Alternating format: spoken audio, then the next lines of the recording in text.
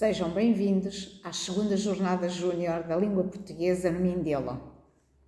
A comunicação a que vamos assistir intitula-se Contar e Voltar a Contar, percursos para a conformação de uma competência narrativa e é proferida pela professora Sara Reis da Silva. Sara Reis da Silva é professora auxiliar no Instituto da Educação da Universidade do Minho. Doutorada pela Universidade do Minho e pós-doutorada pela Universidade de Santiago de Compostela em Literatura para a Infância, desenvolve a sua docência e investigação nesta área e em outras áreas correlatas: estudos literários, didática da literatura, promoção e mediação de leitura, ilustração para a infância, entre outras. Integrou a equipa do projeto Gulbenkian, Casa da Leitura, é membro efetivo do Centro de Investigação em Estudos da Criança e colaboradora de projetos do Centro de Investigação e Inovação em Educação da Escola Superior de Educação do Porto. Tem preferido conferências e apresentado comunicações em colóquios e congressos nacionais e internacionais. É autora de diversos livros, capítulos de livros, artigos em revistas científicas, entre outros. Em 2020, coordenou a edição do volume Clássicos da Literatura Infanto-Juvenil em formato de livro-objeto. É responsável pela coleção Vozes e Rostos da Literatura Portuguesa para a Infância e a Juventude. Muito bom dia. Eu começo por agradecer muito afetuosamente o convite que me foi dirigido para participar nestas segundas jornadas júnior da língua portuguesa. É com uma grande satisfação que eu faço e queria, portanto, saudar não apenas a organização destas jornadas, mas também, naturalmente, todos aqueles que estão aqui a participar e que nos estão a ouvir e que com certeza têm todo o interesse nestas temáticas que aqui nos unem.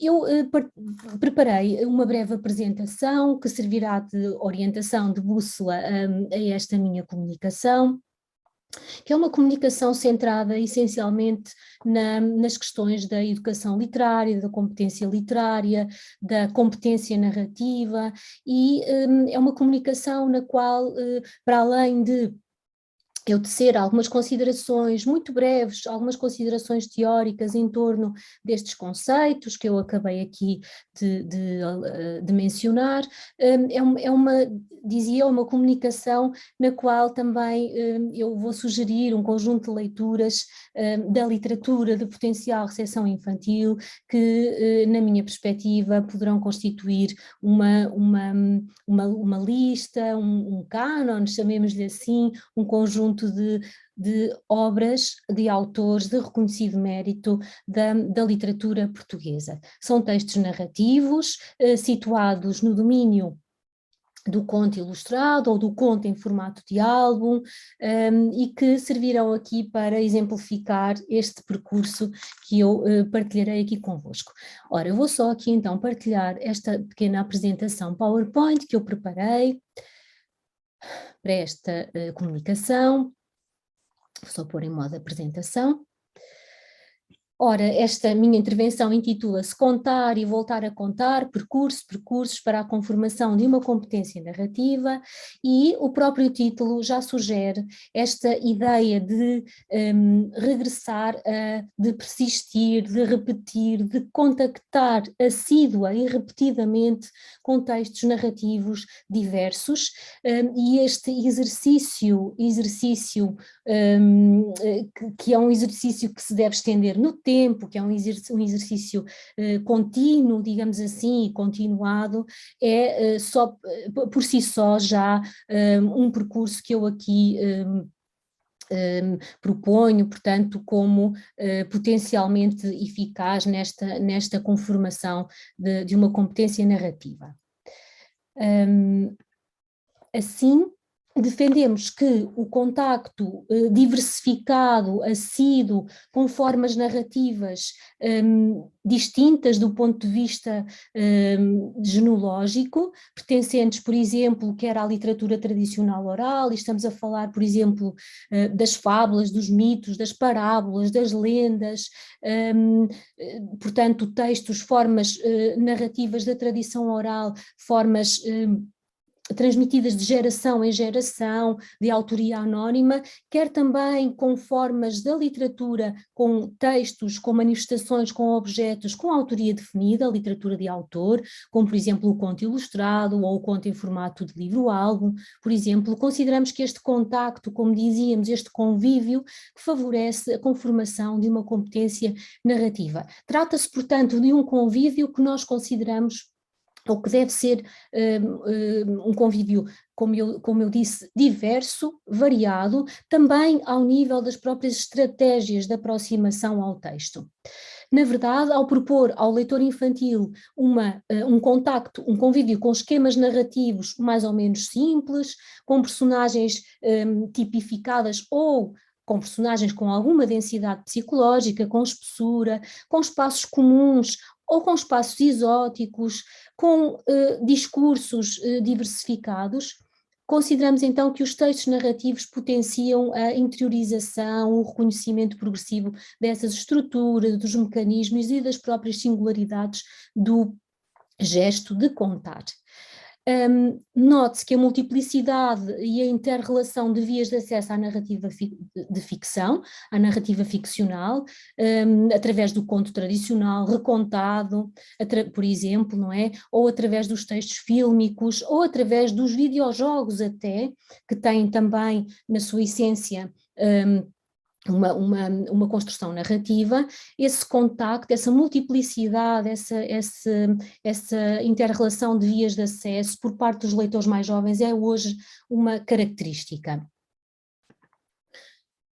Importa aqui talvez dilucidar ou relembrar em que é que consiste ou o que é que nós defendemos relativamente à educação literária, à competência literária e à competência narrativa, e importa talvez aqui sublinhar ou enfatizar mais uma vez que a educação literária é um processo moroso, é um processo gradual, diríamos até mesmo que é um processo que se desenvolve ao longo da vida e deve ser promovida de uma forma pragmática, porque aprendemos a ler lendo, devemos fixar como meta, como objetivo fundamental da formação de leitores ou da formação de sujeitos, ou devemos considerar como objetivo fundamental da educação literária formar sujeitos, formar leitores críticos, autónomos, leitores capazes de compreender, interpretar e valorizar os textos literários.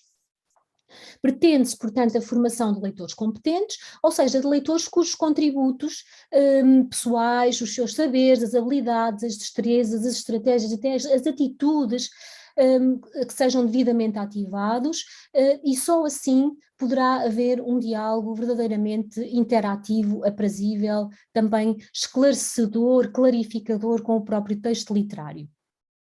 Estes leitores competentes são, portanto, aqueles que possuem uma competência literária, e era importante aqui lembrar o facto da competência literária representar um nível supra relativamente à competência linguístico-comunicativa, na medida em que, para além da própria compreensão do texto linguístico, chamemos-lhe assim, esta competência reclama a progressiva integração de referências, como diz Mendonça Filhola, de referências de distintos tipos de textos que passam a integrar o fundo do intertexto leitor individual para melhorar as capacidades, as habilidades receptoras do indivíduo, e que acabam por alguma maneira por ser acrescentadas também ao fim de cada leitura, não é? Em cada leitura. A competência literária pressupõe, portanto, o domínio de um conjunto de mecanismos e saberes que ultrapassam o conhecimento da língua ou aquilo que, por exemplo, Aguiar e Silva considera como sistema modelizante primário. Já a expressão competência narrativa possui uma especial operatividade, aliás, note-se o termo narrativo, não é? Portanto, narrativa, uma especial operatividade na medida em que remete tanto para um conjunto de habilidades necessárias ou intrínsecas ao processo receptivo dos textos, ou seja, ler textos literários narrativos, como para a própria criação ou emissão de enunciados, ou seja, a capacidade de escrever textos literários narrativos. Então, assim, muito sucintamente, a educação literária ou um leitor competente, literariamente competente, possui uma competência narrativa como possui outras competências, não é? Ou como deve possuir outras competências. Por exemplo, uma competência intertextual, que faz parte também desta competência narrativa, por exemplo, uma competência peritextual, e aqui referimos, por exemplo, ao conjunto de elementos que estão, enfim, à volta do próprio texto, portanto, elementos como o título, subtítulo, as dedicatórias, as notas de rodapé, etc. Mas até nesta competência também podemos integrar a competência arquitextual, referente aos modos e ao conhecimento dos modos e dos géneros literários, não é? Distintos ou próximos da narrativa. Bom, então propomos aqui um percurso com alguns pontos de paragem. E estes pontos de paragem eu fiz-los coincidir com as diversas categorias da narrativa, ou seja, com os ingredientes, chamemos-lhe assim, que compõem um texto narrativo. Então comecemos pela própria ação. E relativamente à ação, nós podemos distinguir diversos tipos de episódios organizados, não é? de momentos organizados, regra geral, a partir de um modelo narrativo arquetípico, a situação inicial, depois algumas peripécias ou perturbação, transformação, resolução, também o equilíbrio ao final, portanto, o equilíbrio final ou o desenlace, o desfecho, não é? Podemos considerar uma ação principal e algumas secundárias, mas eu aqui noto que no caso da narrativa de potencial recepção infantil, regra geral, nós temos uma ação simples, centrada num nó problemático singular, articulada normalmente por encadeamento, não é? Portanto, temos uma estruturação linear e menos por encaixe ou alternância. Regra geral, a ação também é fechada, regra geral, não é? E muitas vezes esta ação que é aqui, ou estas ações que são aqui relatadas, correspondem a episódios ou situações que podem ser associadas à vida pessoal de cada leitor. Eu trouxe para cada uma destas categorias da narrativa um pequeno exemplo textual de uma obras portuguesas, como disse no início desta intervenção. Todas estas obras aparecem referidas na bibliografia deste trabalho, depois inclusivamente poderão consultar, voltar atrás e ver, mas trouxe aqui um exemplar bastante diferente, chamemos-lhe assim, ou original, não é? Portanto, temos aqui o livro-álbum narrativo As Duas Estradas, que só por si é um objeto graficamente invulgar, na medida em que tem duas capas, não é? Portanto, temos as duas estradas Nacional 126 e as duas estradas pela A1, não é? A1 versus Nacional 126 versus A1. Na verdade, trata-se aqui de um discurso narrativo construído por alternância, não é? E essa alternância é-nos sugerida ou proposta pela própria dualidade cromática, não é? Pela própria dualidade cromática. É uma convenção, o azul encontrar-se associado às autoestradas e o vermelho, neste caso, às estradas nacionais. Nesta narrativa, nesta dupla narrativa, conta-se precisamente uma viagem, ou neste caso duas viagens, não é? Posso ler aqui o início, por exemplo, da viagem iniciada pela Nacional 126, e diz assim, então, eu peço desculpa, mas não disse a autoria de Isabel Munhoz Martins e Bernardo Carvalho. Então, a situação inicial é esta. Pela Nacional 126, não é? Saímos de casa cedo quando vamos pela estrada antiga. Lá fora está tão escuro que acendemos os faróis, porque nunca sabemos o que vamos encontrar. Levamos almoço, lanche e mais qualquer coisa que dê até à hora do jantar. E se queremos saber como é que a viagem na A1 começa, na autoestrada, então voltamos o livro e recomeçamos ou começamos esta viagem.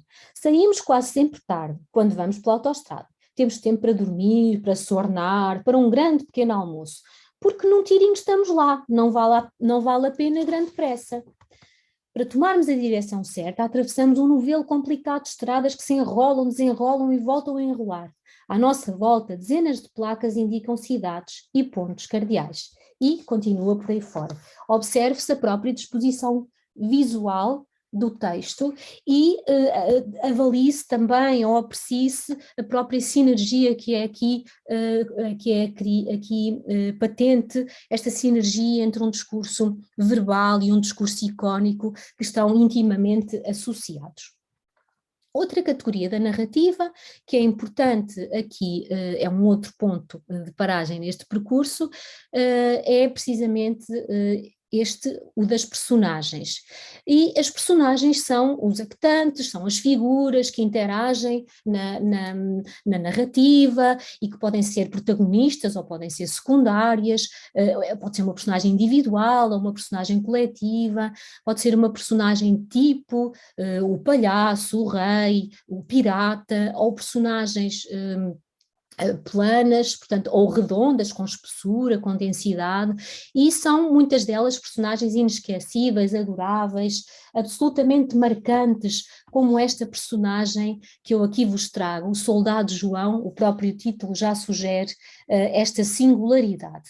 Trata-se de uma obra, de uma narrativa, um conto escrito, publicado por Luísa Ducla Soares em 1973, na Estúdios Cor e na coleção Cor Infantil, ilustrado por Zé Manel, e eu não resisto aqui a mencionar o facto de o editor da Cor Infantil ou das Estúdios Cor em 1973 ser alguém que nós conhecemos muito bem, que toda a gente conhece, e curiosamente o editor nessa altura era José Saramago, o Prémio Nobel da Literatura, não é? José Saramago, que era editor de livros infantis na Estúdios Cor, e que publicou o primeiro livro para a infância de Luísa Ducla Soares, a História da Papoila, publicou o Soldado João e um conjunto de outros textos inaugurais dessa obra imensa e absolutamente extraordinária de Luísa Ducla Soares. Eu trouxe o Soldado João porque este de facto é um soldado de quem nós precisamos ou precisávamos hoje neste contexto tão angustiante. Era um soldado muito, muito especial. Eu vou ler aqui só o início para que avaliem esta singularidade. Era uma vez um soldado chamado João. Vinha de sachar milhos, de regar cravos, de semear couves e manjericos. Agora toca a marchar, de espingarda ao ombro, mochila à cinta, botas de cano, farda a rigor.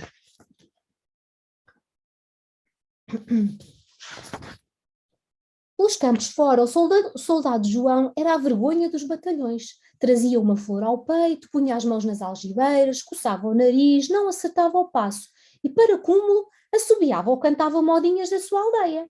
Bem lhe ralhava o sargento e ameaçava o capitão, castigava o general. O soldado João continuava a marchar, feliz e desengonçado, como se fosse à feira comprar gado ou ao mercado vender feijão. Mas tanto marchou o soldado João que chegou à terra da guerra. Todos os soldados carregaram as espingardas e fizeram pontaria. Mas o soldado João achou indelicado não ir cumprimentar os colegas da outra banda. Pousou a arma, saltou a trincheira, avançou, estendendo a mão. Então os outros soldados espantados estenderam também a mão. E continua por aí fora esta narrativa, que é uma narrativa pacifista, que é uma narrativa que devia ser lida e relida, muito especialmente nos nossos dias. Outra categoria da narrativa que importa aqui sublinhar é a do espaço.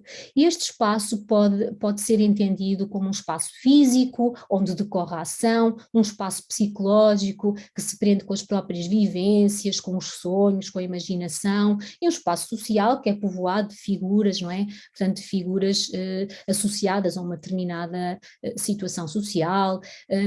E para exemplificar esta categoria, este elemento. Eu trouxe este livro de 1990, um livro-álbum de Manuela Bacelar, escrito e ilustrado por Manuela Bacelar. Manuela Bacelar é uma artista plástica muito importante da cultura portuguesa, da literatura portuguesa, e este álbum foi muito pioneiro à data da sua edição. O dinossauro, portanto, o relato é aberto na primeira pessoa. Temos, portanto, um narrador aqui, um narrador heterodiegético, e começa assim: em frente à minha janela há um monte com árvores e algumas casas, e veja-se aqui este monte, já vamos perceber que monte é este. Nesse monte moram também pessoas e animais, e vejam como aqui as ilustrações são muito abundantes e muito fortes e muito expressivas. Um dia, tudo começou a tremer. Gente, coisas e bichos eram atirados ao ar. Todos vieram à janela. Uns olhavam de olhos abertos, outros fechavam os olhos porque não queriam ver nada. E nem os mais velhos se lembravam de coisa assim. O monte tinha-se transformado num gigantesco bicho. Como em todas as terras, ali havia uma escola e dentro dela um professor que era quem tudo sabia. Foram então perguntar ao professor que bicho era aquele, e o professor respondeu: é um dinossauro. Depois pôs-se a pensar, fez umas contas, andou de lá para cá e por aí fora, e a dada altura o dinossauro resolve viajar com todas aquelas pessoas, e essas pessoas viram gente igual, gente diferente, veja-se aqui este segmento, e espaços geográficos com casas de todos os tamanhos, casas que nós podemos associar a latitudes, a geografias, a destinos tão distintos como Paris, Sydney, Pisa, etc, etc. E num instante era noite, e num instante era dia, e tiveram calor, e tiveram frio, e por aí fora, e continuamos por aí fora. Aqui está um exemplo de uma viagem que é uma viagem, um itinerário físico, mas é muito um itinerário também imaginativo, psicológico, etc. Relativamente ao tempo, e esta categoria é uma categoria também com alguma complexidade, eu não resisti a trazer aqui um conto de Ilse Loza, um artista chamado Duque, ilustrado também pelo Manuela Bacelar, a ilustração curiosamente, e este é um conto muito tocante, como muitos dos livros da Ilse Loza, uma autora, uma figura literária muito importante também, alemã, de origem judia, que se refugiou em Portugal, no Porto, durante a Segunda Guerra Mundial, e vou ler apenas aqui o primeiro parágrafo, só para que se avalie aqui um pouco também o estilo da autora, e não apenas estas questões do tempo, da temporalidade, chamemos-lhe assim. A primeira parte deste conto intitula-se Um Adeus para Sempre. Era um lindo dia de verão. Com um livro debaixo do braço, eu ia por uma das velhas ruas da vila onde estava a passar férias a caminho da praia. Tencionava deitar-me nas dunas a ler, mas de repente vi uma coisa estranha e parei. Numa carreta puxada por um burro, jazia um cavalinho coberto de ramos de flores. Seguiam-se um rapaz e uma rapariga que seguravam um de cada lado um arco enfeitado de rosas de papel e atrás deles um senhor de fato escuro com uma senhora e ainda um magote de meninos. No fim caminhava sozinho um homem de calças de bombazina. Este homem, via-se logo, não pertencia nem àquela gente, nem era da vila. Devia ser por isso que os meninos de vez em quando se viravam para ele. E continua, e a dada altura, diz, enquanto ele cismava em tudo isto, pois ao caminhar em silêncio cisma-se sempre em alguma coisa, tínhamos chegado a um pinhal. continua por aí fora, e toda a narrativa, depois a dada altura a narrativa é retomada, há aqui um recuo, portanto uma analepse, e é contada a história deste artista chamado Duque, deste cavalinho, deste pônei. É um conto, como disse, muito tocante, muito emocionante, não é? E que vale a pena conhecer. Depois, relativamente ao narrador, eu coloquei aqui apenas três referências ao narrador autodiegético, ou seja, aquele que é responsável por contar a sua própria história, uma história da qual ele é protagonista, ele é o herói dessa história que está a contar.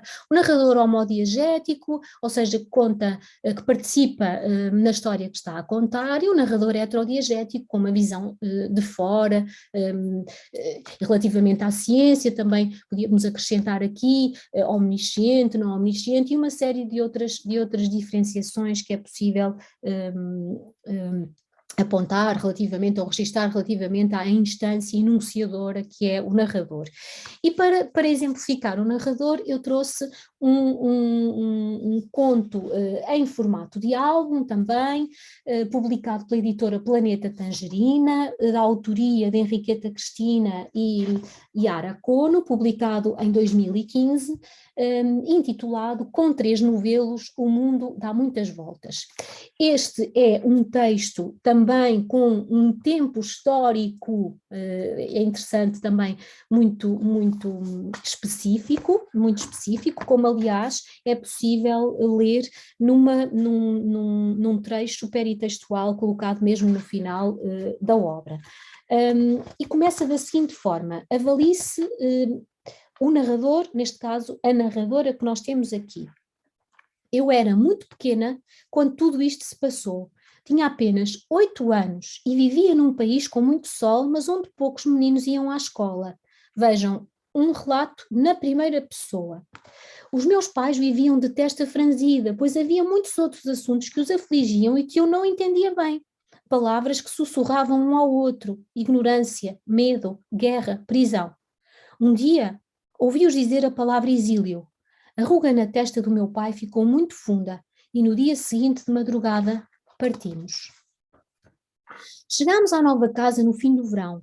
No princípio estranhámos a língua, mas a minha mãe disse que todas as crianças aprendiam rapidamente outras línguas. Quando a mãe dizia estava dito, e assim foi. Era um país muito diferente do nosso, muito arrumado e organizado. Aqui não há pobreza e todos os meninos vão à escola, observava a minha mãe muito entusiasmada. Reparei nessa altura que tinha desaparecido a ruga da testa do meu pai. E vamos continuar. Importa talvez aqui lembrar que este conto em formato de álbum é baseado em factos reais e que se inspira na história na aventura de uma família portuguesa que no final da década de 60 do século passado, não é? Dos anos 60, fugiu à ditadura do Estado Novo e viveu uma experiência de exílio em vários países. Na cidade de Praga puderam assistir em 1968, inclusivamente à Primavera de Praga, portanto, acabaram por assistir a diversas alterações políticas e geopolíticas, inclusivamente. Vamos avançar aqui um pouco. Então, em relação ao narratário, eu trouxe aqui, portanto, um exemplo, e o exemplo que eu trouxe é uma reescrita do texto João Grão de Milho, ou O Menino Grão de Milho, um conto popular português, reescrito aqui, ou recontado aqui por Alice Vieira, e veja-se como há aqui o encaixe também narrativo, não é? Portanto, há aqui um narrador e há um narratário, e há aqui, inclusivamente, neste conto, um narratário intratextual, portanto, explícito, não é? Então diz assim: foi uma velha, muito velha, que um dia me contou esta história. Sentou-se ao meu lado, suspirou muito fundo e disse: a verdade está nas palavras, no resto não sei se estará. E começou. Num lugar muito distante, tão distante, que ainda ninguém foi capaz de encontrar o caminho para chegar à aldeia que ficava mais próxima, vivia uma mulher sem filhos. Tão grande era o seu desgosto de não ser mãe, que assim que o sol desaparecia no céu para dar lugar à lua, ela abria a janela e cantava numa voz muito triste. Quero tanto um filho e um filho não tenho. Quem me dá um filho mesmo do tamanho de um grão de milho? Passaram-se dias, passaram-se meses, passaram-se anos, e todas as noites se o fazia ouvir o canto triste da mulher à janela. Quero tanto um filho não tenho. Quem me dá um filho mesmo do tamanho de um grão de milho? Até que uma noite, quando a lua muito cheia, muito redonda, brilhava nas alturas nos braços da mulher, caiu finalmente um filho, um menino, como uma estrela muito leve que se desprendesse do céu, ou um pássaro subitamente cansado de voar. Um menino tão pequenino que mal se via, um menino do tamanho de um grão de milho. E continua por aí fora, mas ao longo da narrativa, várias vezes, há partes, não é? Surge a voz dessa velha que contou esta história a este narrador. E aqui a velha, muito velha, que me contava esta história, suspirava muito fundo e dizia: não há nada pior do que comer fora de horas. E continuava. E depois, e aqui a velha, muito velha, que me contava esta história, suspirava muito fundo e dizia: por muito que se goste dos animais, filho é sempre filho. E continuava. E toda a narrativa vai sendo desfiada neste tom e com estes pequenos apartes. Depois, evidentemente, que o discurso narrativo pode configurar-se ou pode representar-se numa narração ou numa descrição, ou em segmentos narrativos, segmentos descritivos, e aqui eu não resisti a trazer dois exemplos. Um exemplo muito conhecido, subejamente conhecido, o primeiro conto dos 7 que Sofia de Mello Breyner deixou escritos para a infância, para crianças, A Menina do Mar, de 1952. Esta é uma reedição facsímile, digamos assim, da Menina do Mar, ilustrada com as ilustrações originais por Sara Afonso, e vou apenas aqui ler um pequeno excerto da Menina do Mar. Claro que a Menina do Mar com a Menina do Mar eu poderia exemplificar aqui uma extraordinária descrição na abertura desta narrativa, não é uma descrição, basta ler o primeiro parágrafo para avaliarmos a própria essência artística, estética deste texto, não é? Era uma vez uma casa branca nas dunas, voltada para o mar. Inesquecível esta abertura. Tinha uma porta, 7 janelas e uma varanda de madeira pintada de verde. Em roda da casa havia um jardim de areia, onde cresciam lírios brancos e uma planta que dava flores brancas, amarelas e roxas. E continua por aí fora. E aqui um pequeno segmento narrativo, não é? Portanto, o rapaz voltou muitas vezes às rochas, mas nunca mais viu a menina, nem os seus 3 amigos. Era como se tudo tivesse sido um sonho. Até que chegou o inverno, o tempo estava frio, o mar cinzento e chovia quase todos os dias. E numa manhã de nevoeiro, o rapaz sentou-se na praia a pensar na menina do mar. E enquanto assim estava, viu uma gaivota que vinha do mar alto com uma coisa no bico. Era uma coisa brilhante que refletia a luz e o rapaz pensou que devia ser um peixe. Mas a gaivota chegou junto dele, deu uma volta no ar e deixou cair a coisa na areia. O rapaz apanhou-a e viu que era um frasco cheio de uma água muito clara e luminosa. Bom dia, disse a gaivota. Bom dia, respondeu o rapaz. De onde é que vens e por que é que me dás este frasco?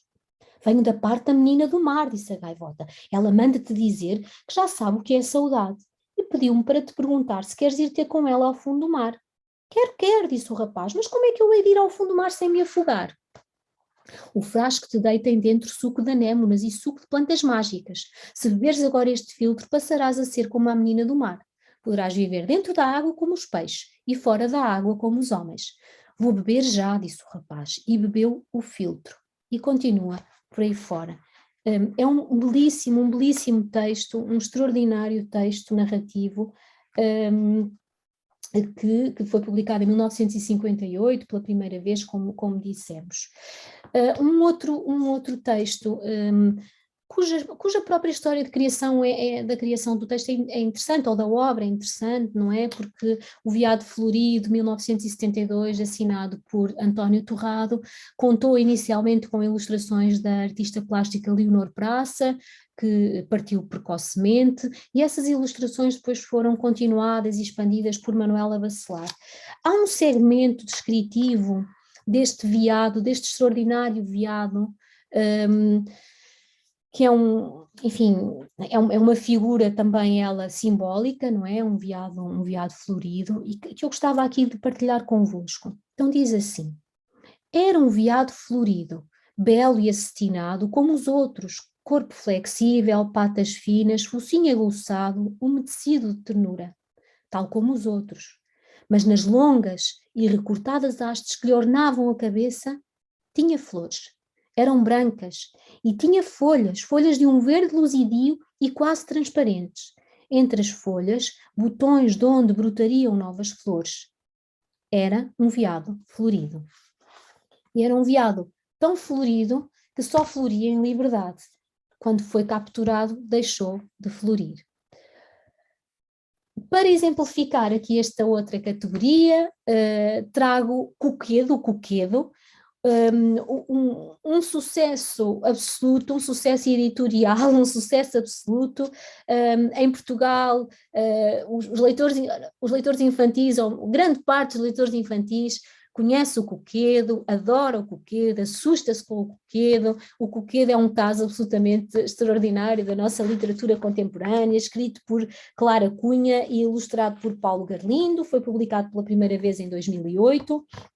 E só para que vocês sintam um pouco este estilo, esta linguagem narrativa, que é verbo, no fundo verbo-icónica também, naturalmente, não é? Porque temos palavras e temos ilustrações.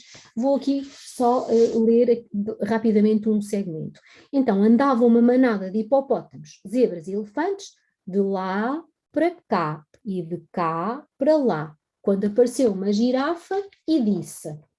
Cá temos a girafa e vejam que temos que fazer um movimento de leitura, não é? A girafa é muito grande, não cabe no espaço da página, e diz: alto lá! Podem dizer-me o que andam vocês a fazer? Andam vocês, hipopótamos, zebras e elefantes, a fazer? De lá para cá e de cá para lá. Ai, tu não sabes? Gritaram todos entre dentes. Chegou à selva o coquedo. E quem é o coquedo? Perguntou a girafa. O coquedo é muito assustador, prega susto a quem estiver parado no mesmo lugar. Andava uma manada de hipopótamos, zebras, elefantes e girafas, de lá para cá e de cá para lá, quando apareceu um rinoceronte e disse: alto lá! Podem dizer-me o que andam vocês, hipopótamos, zebras, elefantes e girafas, a fazer de lá para cá e de cá para lá? Ai, tu não sabes? Chegou à selva o coquedo é muito assustador, prega susto a quem estiver parado no mesmo lugar.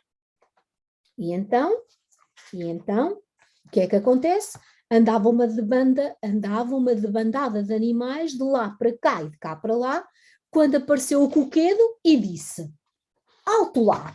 Aqui está o coquedo. Alto lá! Podem dizer-me o que andam todos os animais da selva a fazer de lá para cá e de cá para lá? Ai, tu não sabes, gritaram todos entre dentes. Chegou à selva o coquedo. E quem é o coquedo? Perguntou o coquedo. O coquedo é muito assustador, prega susto a quem estiver parado no mesmo lugar. Ai, é? Bum! Vitória, vitória. Acabou a nossa história.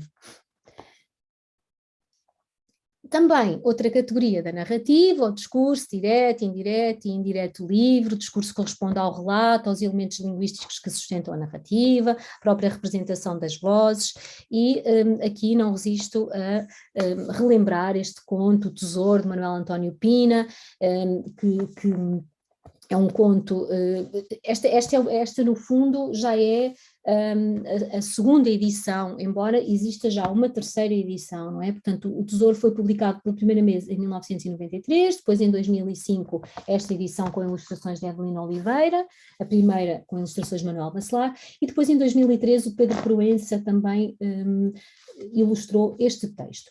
Este é um texto historicamente filiado também, é um texto como pode ser, como sugere a capa, a ilustração da capa, sobre o 25 de Abril, é um texto no qual é contraposto ficcionalmente o tempo da ditadura salazarista e o tempo da liberdade, portanto, do 25 de Abril.